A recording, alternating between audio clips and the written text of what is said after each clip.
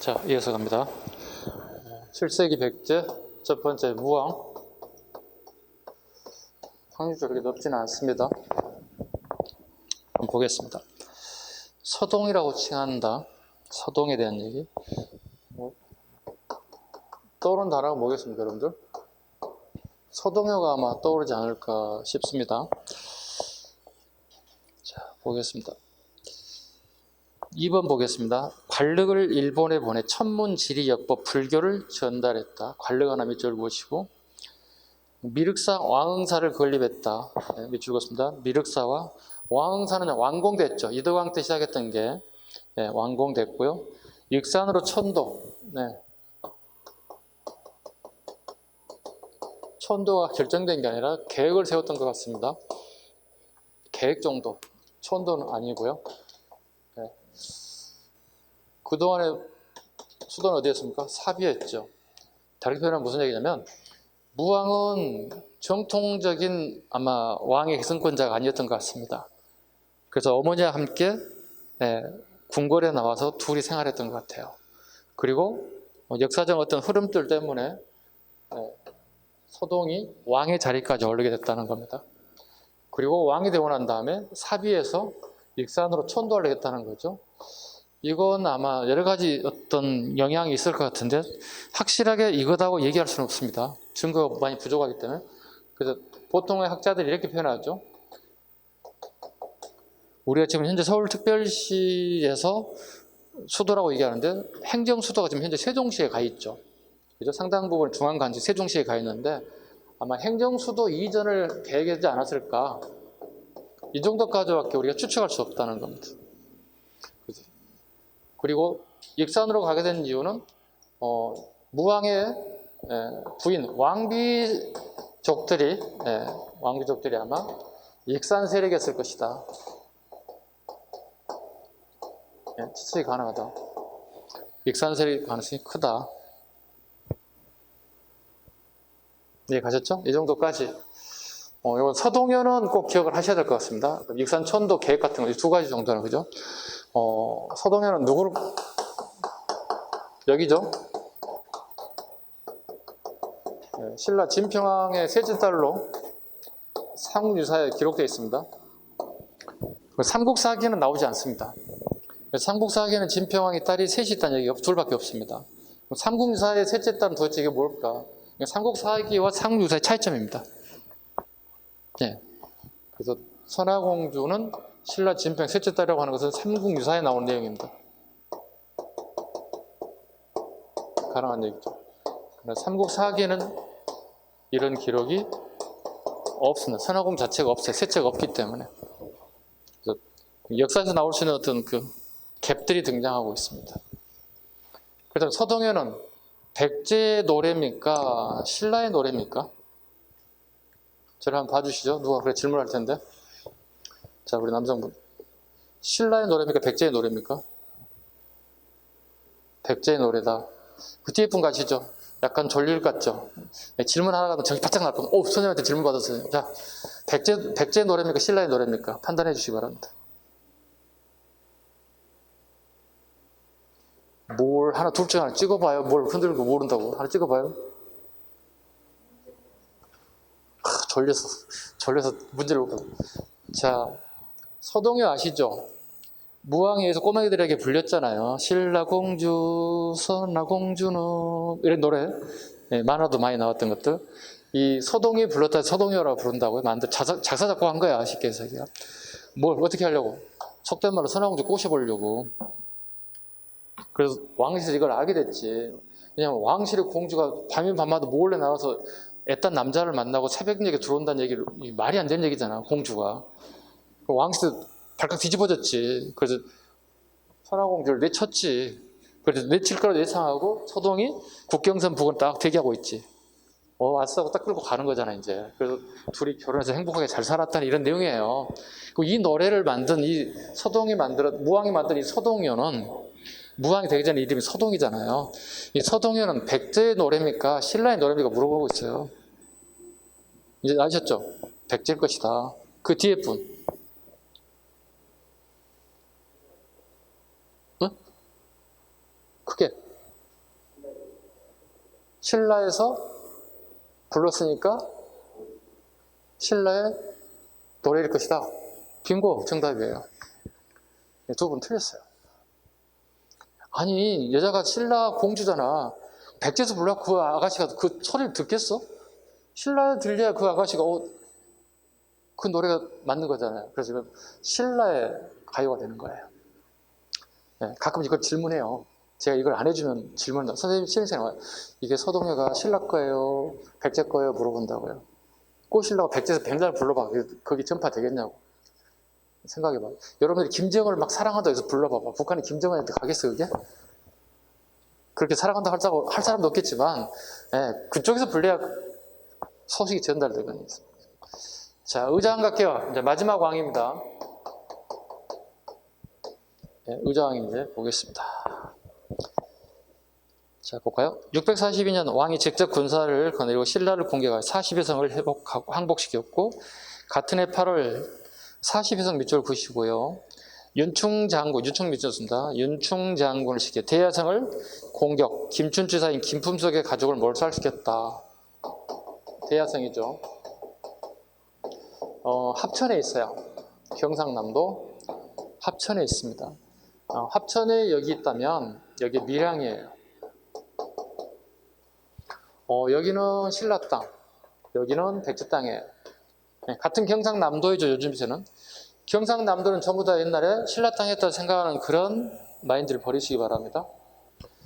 자, 합천은 백제 밀양과 가장 밀접한 곳에 국경선에 가까운 곳에 있어요. 이렇게 대야성은 이렇게 농사짓는 평지가 이렇게 있다고 그럼 여기에 뿔로 튀어나왔어요. 이렇게 산이에요. 그리고 여기 산성을 쌓고 군사들이 조준하고 있는 거예요.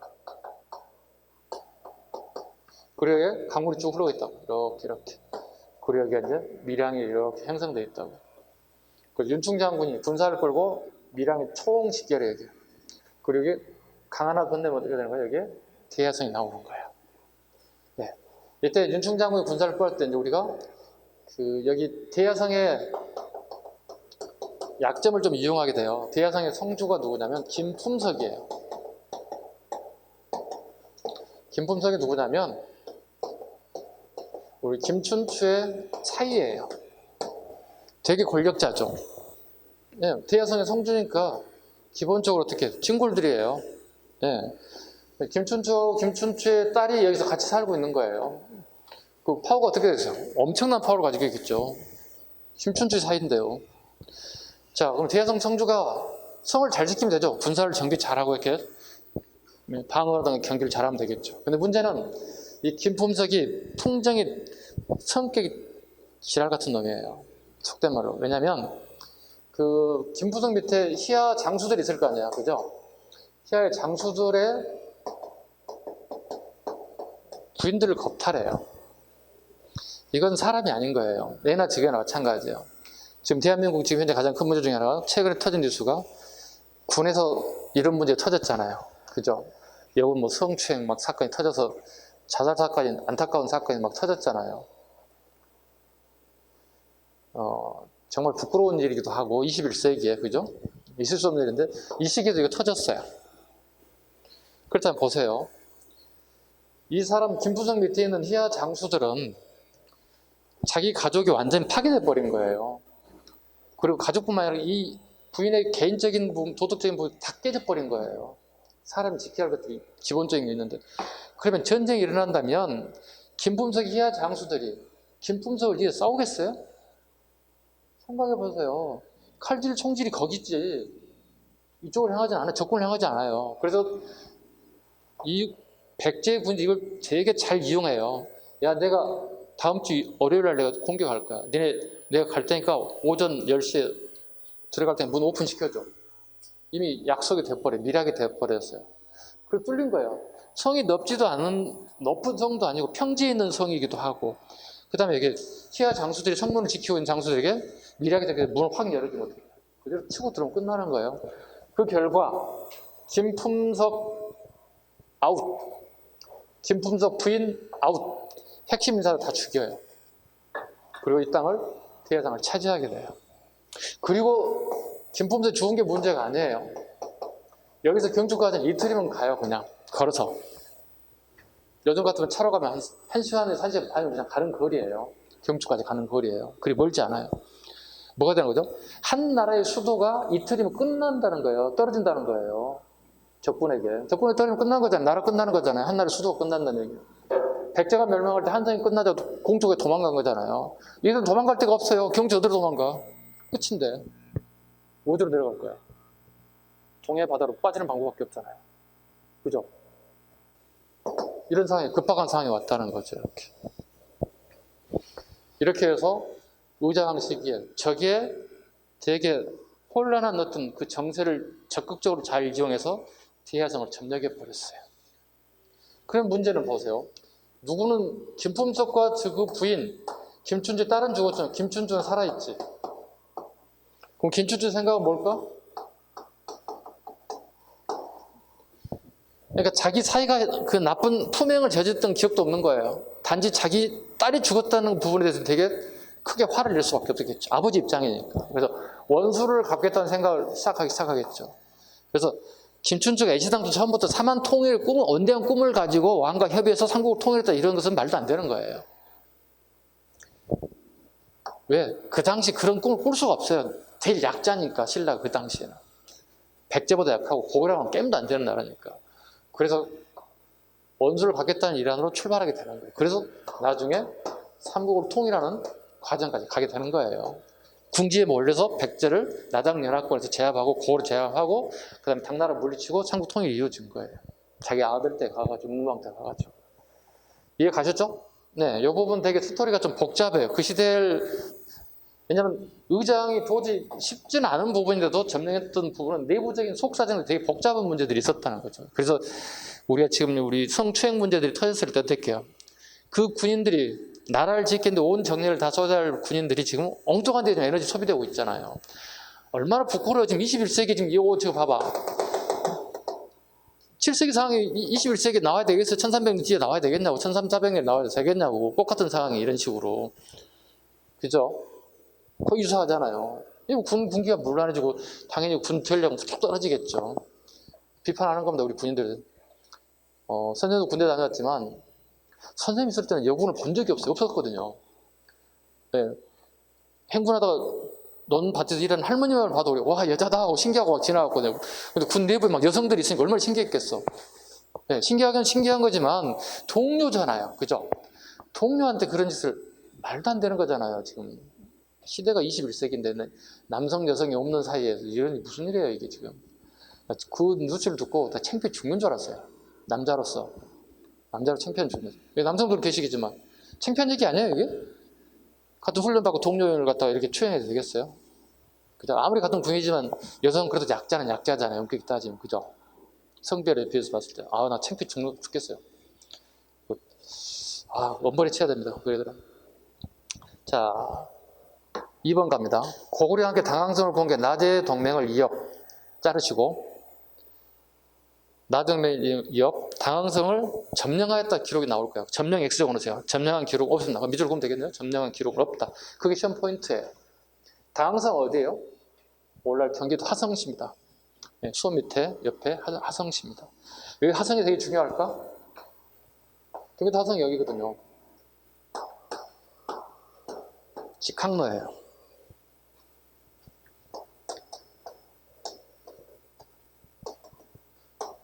당항성 또는 당성이라고도 불러요. 즉 당나라로 가는 직항로라는 뜻이에요.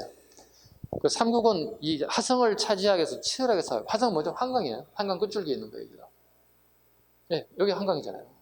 강원도 쭉 내려왔던 물들이 이렇게 서울을 통해서 이렇게 경기도 하성으로 빠지거든요. 바래만으로 이렇게. 여기를 잡는 사람이 삼국의 패권을 잡는 거예요. 왜?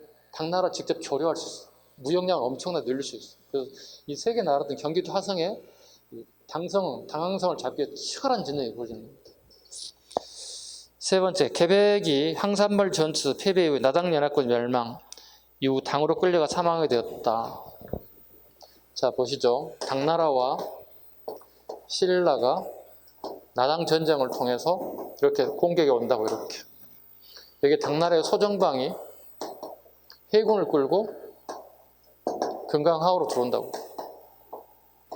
금강하우는 경상, 충청남도 서천하고 전라북도 군산 앞바다 사이에 있어요. 여기 해군이 쑥 들어온다. 이때 여기는 김유신이 들어갑니다. 김유신이 소정방과 만나요. 토킹해야 돼. 더 여기서 중간에서 만나야 된다고. 김유신이 오는데 여기 하나 계백 장군이 논산에서 오늘날의 논산입니다. 네, 김유신 장군과 계백 장군 5천 결사대와 이만의 신라군이 논산에서 한 방 붙어요. 아무리 결사돼도 숫자가 깨면 안 돼요, 이거. 네, 버티긴 버텼지만 김유신에게 계백이 죽죠. 네. 이때 황산벌이라는 단어를 쓰죠. 그러니까 황산은 누루 황자거든요. 그러니까 그래서 논산에 가보시면 혹시 우리 남성분들 군사훈련 받은 사람 있나요? 논산에서 군사훈련 받은 사람 있어요? 없어?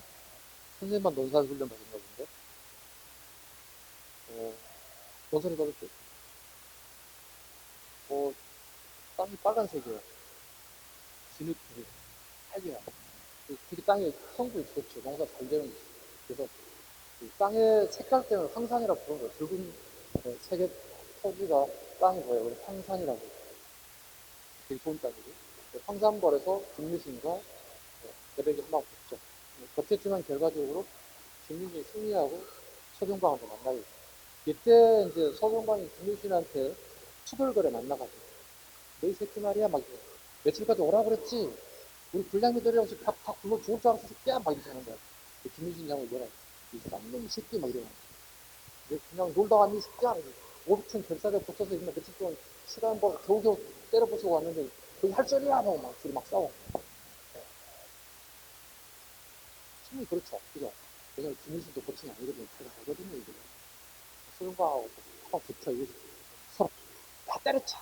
나랑 연합고 지라고 다 때려쳐 막 이러면 난리가 나는 거예요. 밑에 들은 왜 그러냐고 그냥 서로 반대 줘야 되겠죠. 그래서 위에는 싸우더라 밑에는 그냥 튀겨야 되잖아요. 싸우는 자리에서 말린 사람도 있어야 돼. 그래서 확전이 안 되는 거야. 이렇게 해서 수습이 됐죠. 자, 4번의 별표. 태동 증자라 칭하고 효성과 우애가 즉위했다. 위장이 40이 넘어서 왕이 돼요. 그러면 장자로서 되게 오랜 기간 동안 세자로서 어떤 그 수습, 트레이닝을 겪겠겠죠. 그다음 아버지가 돌아가실 때까지는 왕이 될 수가 없는 거잖아요.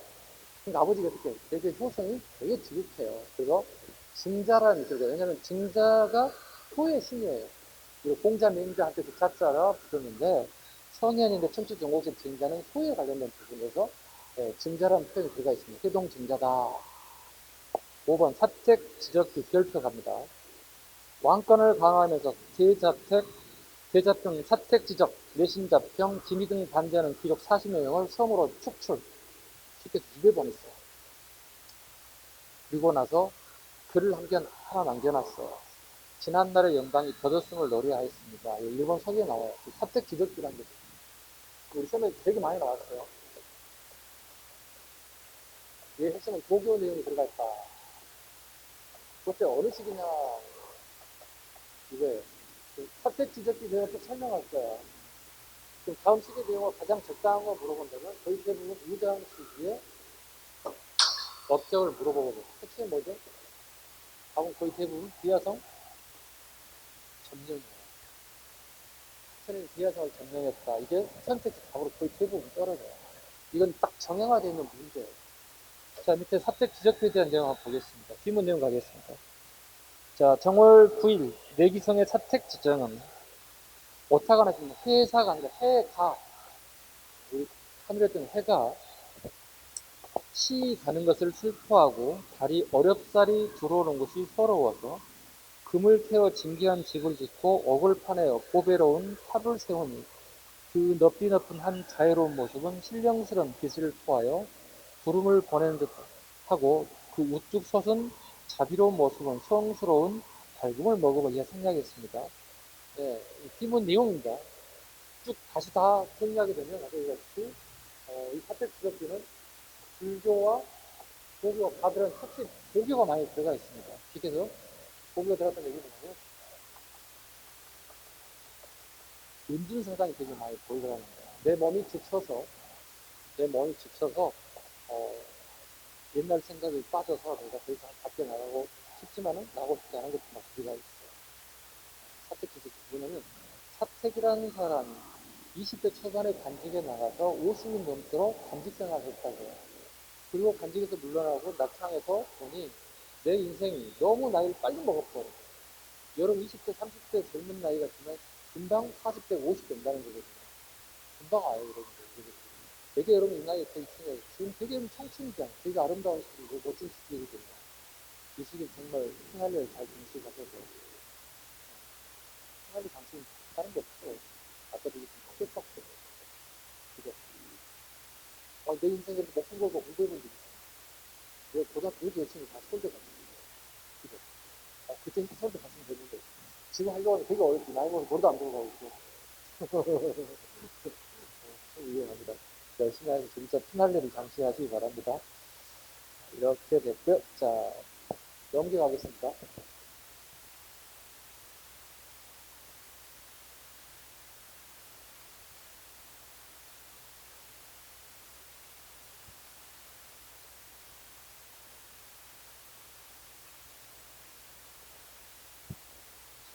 삼국 중에 신라의 생기가 갈지에 대해서 하겠습니다.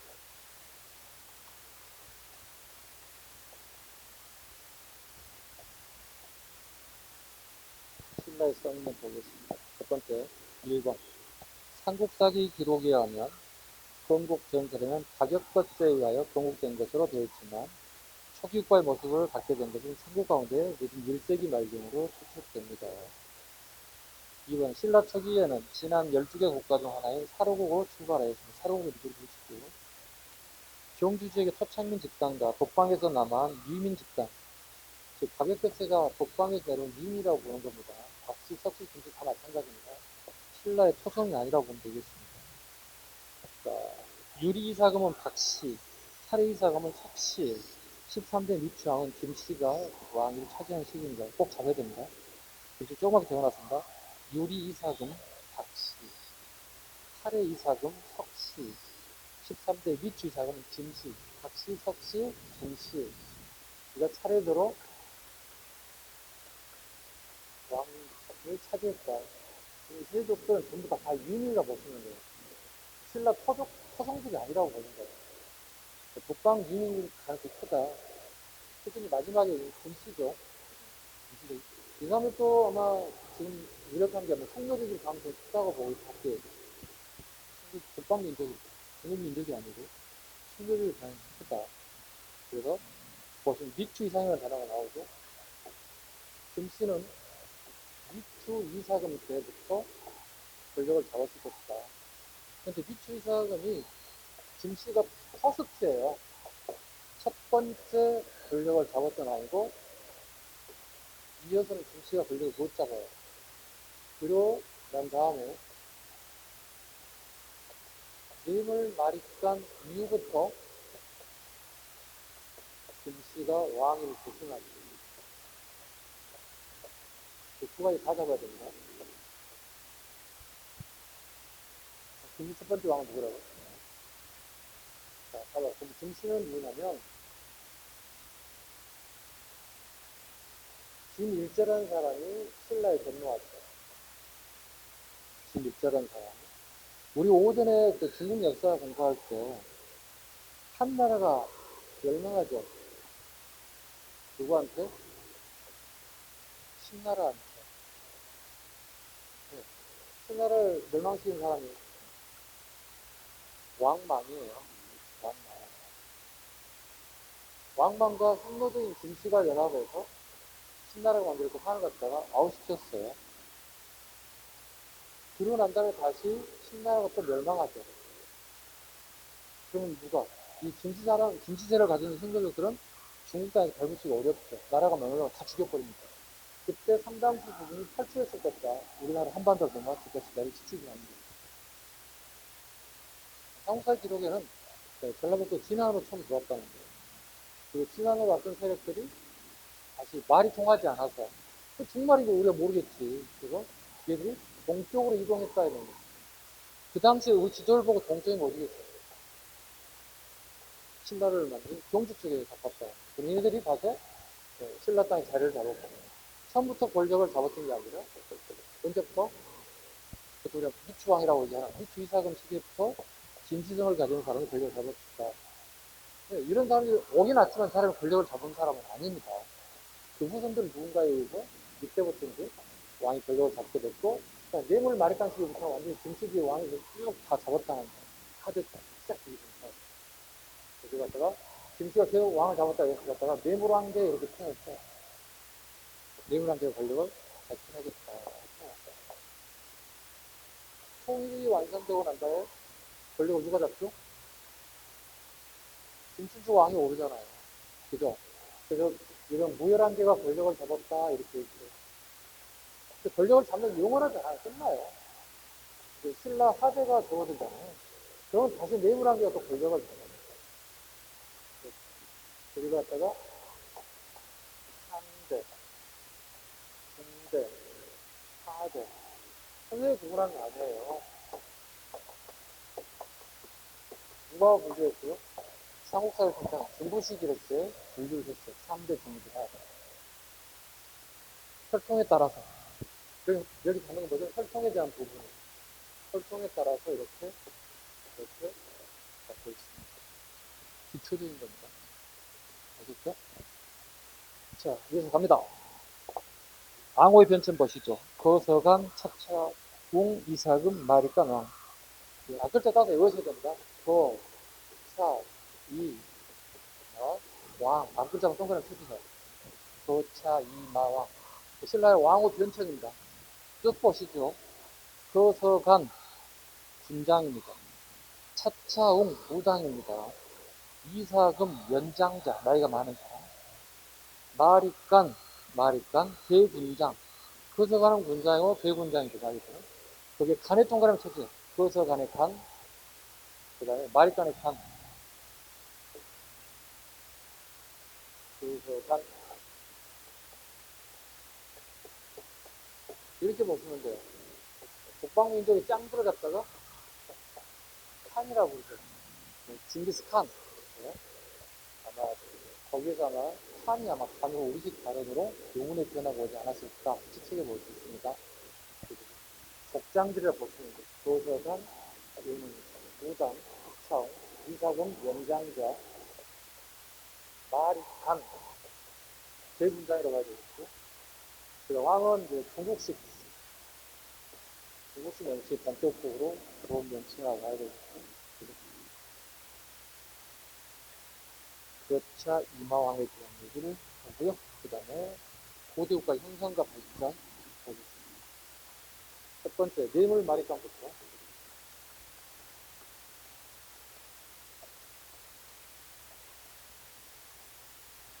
마리간이니까 대군장이죠. 그렇고요. 뇌물왕, 보통 얘기하는데 원래 명칭은 뇌물 마리간이 돼야 되겠죠. 자, 북방민족인 김씨들이 들어와서 이제 뇌물 마리간 때부터는 김씨성들이 계속 지속적으로 왕위권을 가져가게 됐다. 자, 뇌물 마리간 내용 하나씩 보도록 합니다. 자, 1번 김시현 왕이 셋이 확립되었다. 아까 적어놔야 되겠죠. 적어놨겠죠. 최초의 김씨 왕은 누구라고요? 오케이, 잡아야 돼요. 뇌물 마리간 하면 안 돼요. 최초의 김씨 왕은 이사금입니다. 자, 이사금 대신 마리간의 칭호를 사용해야 됐고, 전진과 통교하여 사신 이두를 파견했다. 전진의 위치를 잡을 수 있어요, 여러분들? 오전 네 이거 있으니까. 전진이 어디에요? 1번이에요, 2번이에요? 전진이 어디에요? 1번이 2번이에요. 1번이 전진이라고. 여기 어디에요? 공진이에요. 그거 하셔야 됩니다. 여기서 불교가 이렇게 가고 여기 불교에 들어왔다고. 오케이? 고구려 불교가 이렇게. 개승불교. 이렇게. 무슨 불교? 소승불교.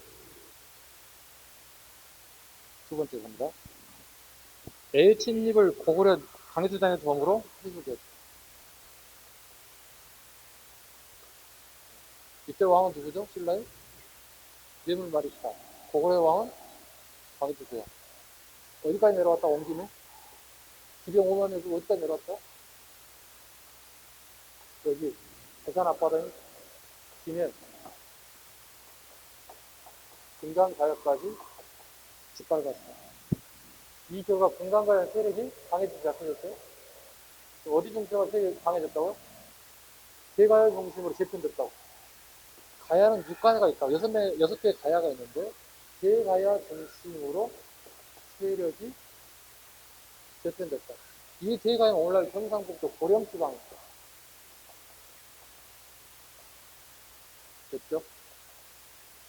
우리 중국에서는 금강가에 대가야는 꼭 잡으셔야 됩니다. 좀 더 다양하게 말겠지만 대가야, 금강가에 우리 중국의 단골 메뉴. 나머지 네 개 가야는 그렇게 깊이 가지 않아요. 중국에서 말이죠. 실종을 하는 수험생이 있다. 그러면 육가를 다 잡아줘요. 깊이를 다 잡아주는데 거기까지는 갈 필요 없을 것 같아요. 고급 준비하시는 분들은. 그 다음에 4번이죠. 지금 고구려 군대가 한동안 신라 영토에 주둔하였다. 이거 설명드렸죠? 고구려군이 5만인 분명히 내려왔다. 상당기가 경주해가게 고구려군이 주둔하게 되었다. 그 결과 나타낸 상황 뭐죠?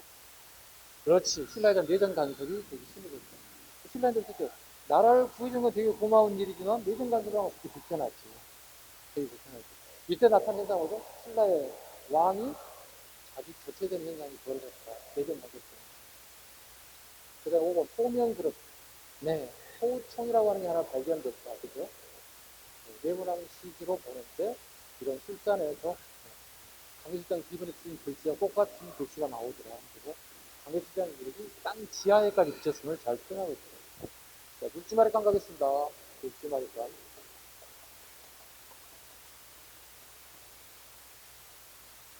그죠? 나주정면 체계.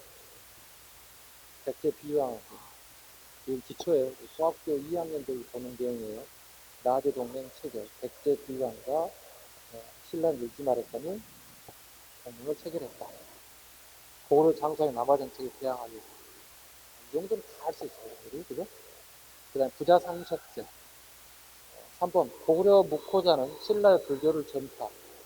그러니까 공인되지 않았다. 귀족의 반대로. 묵호자는 죽었습니다.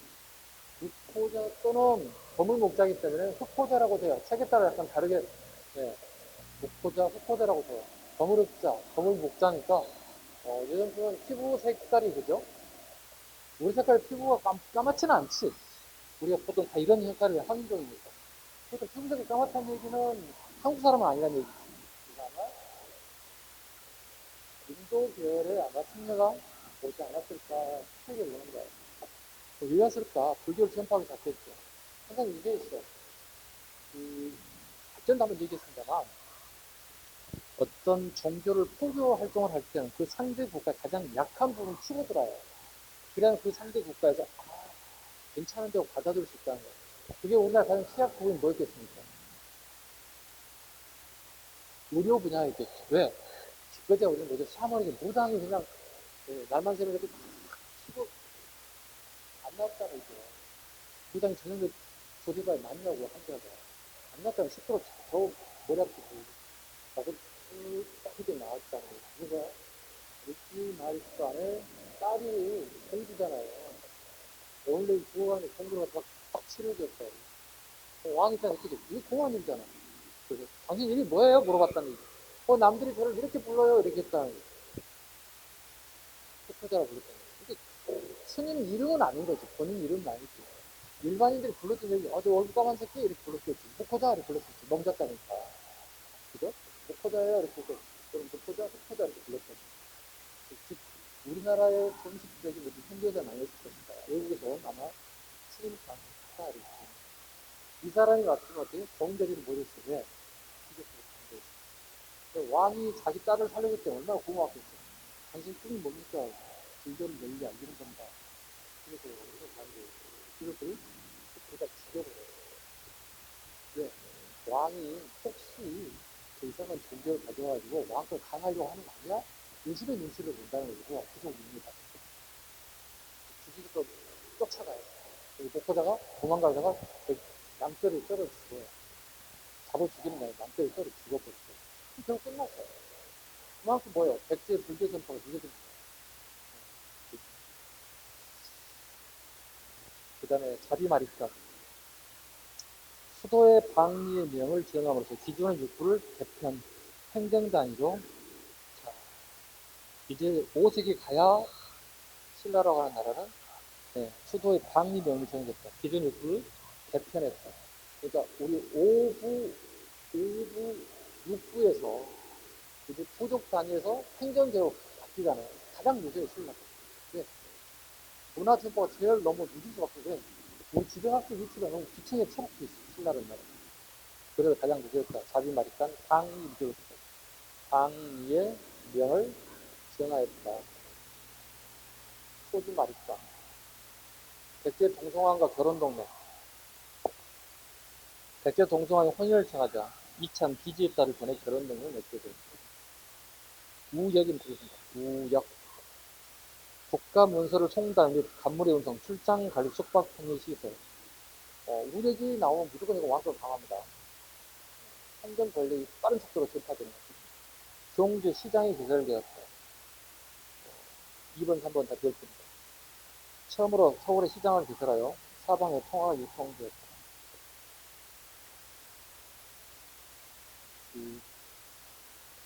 좌측에 그 정리한 게 지금 오타가 나 있습니다. 눈을 보고도 되게 까막눈이. 그 박스 좀 봐보. 시장 개설. 첫 번째, 지중항을 소지마리간 좀 수정해 주세요. 소지마리간 시장 개설 이렇게 가셔야 됩니다. 수정하시기 바랍니다. 좌측에 박스, 첫 번째 박스. 지정항이 두 개로 있잖아요. 위에 지정항 삭제하시고 소지마리간을 수정 좀 해주세요. 소지마리간 때 시장이 개설되었다. 우리 요즘 말씀 전통시장 얘기하고 있습니다. 가끔 뭐 재래시장 가끔 보지 않습니까? 그죠? 소지마리간 시기에 위치는 어딘지 모르겠어요. 기억이 없어요. 시장을 처음 개설했다. 그리고 지정왕 시기에 동시는 동쪽에 경주 동쪽 시장이 열렸다. 동시전은 감독 관청을 얘기해요. 시장이 열리면 감독이 필요가 있겠지. 물가 조절해야 되기 때문에. 효소왕은 통일 이후입니다. 살짝 적어야 돼요. 지정왕 때까지는 통일 전이에요. 효소왕도 일단 신문왕의 아들이거든. 그러니까 통일 이후야. 통일 이후에는 인구가 더 증가됐을 거 아니야. 신라 중심에 통일됐기 때문에 경주의 인구가 증가되기 때문에 그만큼 시장도 더 필요성을 느꼈겠죠. 그 결과 서쪽이 하나, 남쪽이 하나가 더 생겼다. 마찬가지로 뭐가 더 늘어나죠. 감독관청인 서시전과 그 다음에 남시전. 전자가 들어가면 감독관청입니다. 물가 조절 및 감독관청입니다. 잘 하셔야 됩니다. 그 다음에 오른쪽 동그라미 4번에 보겠습니다. 좀 어려운 게 하나 들어가 있습니다. 나을, 박역것의 탄생지에 신궁을 설치한 옆에 우물이 있는데 이 우물을 갖다 나정을 유적지로 추정합니다. 나정 유적지로 추정하기도 합니다. 그 나을 소지마리간데 나을이 밑에 보겠습니다. 이건 난이도가 올라가는 문제다. 나온다면 나을 즉 박역것의 탄생지 신궁을 설치했다. 그리고 여기에 우물을 유적지로 정하게 되겠다. 나정이라고 나오고 박역것의 유적지가 보존된 시기가 소지마리간 시기. 되게 난이도가 높아지는 겁니다. 자, 보세요. 시험 문제를 이렇게 쭉 본다면 가장 어려운 문제가 이걸 수 있어요. 뇌물, 물지, 자비, 소지, 마리간의 업적을 비교하면서 우리가 열심히 공부하면 찾아낼 수 있어요. 그럼 이렇게 나올 수 있어요. 다음, 신라, 마리간 왕 시기에 있으니 사실로 옳지 않은 거 이렇게 물을 수 있어요. 이해 가셨어요? 문제를 여러 가지 패턴 상당히 익숙하게 다루게 하세요. 뇌물, 물지, 자비, 소지는 전부 다 마리간이잖아요. 지중함께 누가 되는 거야? 왕 되는 거잖아요. 거차, 이, 마, 왕이다. 구분하시는 분입니다. 그러니까 위에는 지중함 자르시라는 위에는 마리간식을 잘라버렸다는 거예요. 다음 마리간식의 왕의 업적을 옳지 않은 것, 옳은 것 얼마나 나올 수 있나요? 너무 강국해지는 거잖아요. 소지가 될지 물지가 될지 뇌물이 될지 자비가 될지 알 수가 없잖아요. 지금 여러분 오늘 한 내용 중에 이 부분이 가장 난이도가 올라가요. 실제로 모의고사 출제하면 되게 많이 틀린 부분이 이 부분이에요. 다음 마리간식이 사실 옳은 것, 옳지 않은 것 구분할 수 있어? 복습 안 하면 몰라요. 꼭 복습하시기 바랍니다. 자, 지중왕부터 갈 텐데요.